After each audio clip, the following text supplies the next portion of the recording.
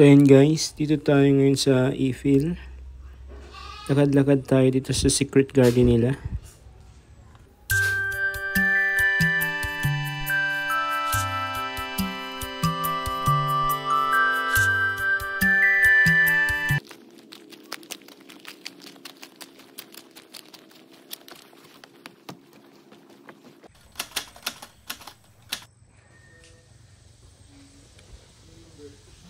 Ito tayo sa Eiffel guys.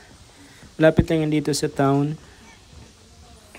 Mga 5 minutes galing sa town. Ito yung tinatawag nila na Eiffel Secret Garden.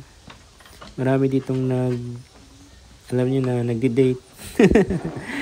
Hindi naman. Mga di-date pa, mga kaklase, mga kabataan dito lalakad-lakad, papahangin-hangin.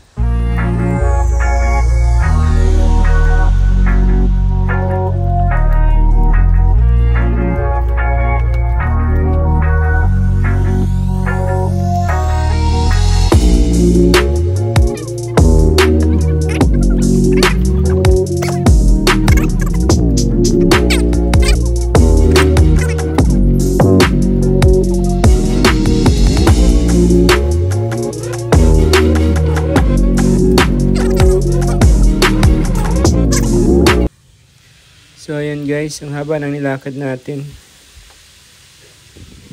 Dito na tayo sa dulo ng tulay nila.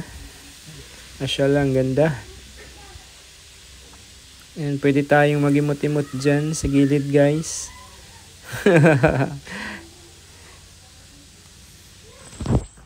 So ayan guys, pauwi na tayo. Palabas na tayo. So ito lang yung Eiffel Secret Garden. Maganda dito. Date. Yun na nga, date. Kasama yung barkada. Magdala ng pagkain, chicheria. Saka maging responsable lang tayo. Responsable tayo sa mga basura natin. Kasi napakalinis yung lugar natin. Yan. Merong mga unggoy dito guys. Maraming unggoy dito. Merong tatalon sa'yo.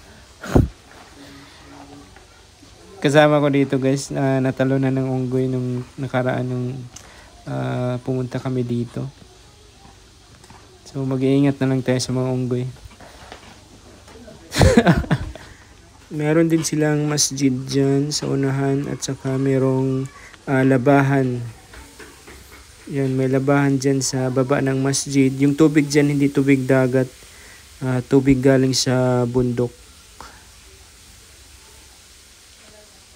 So yan, mashallah. Ganda ng place dito guys.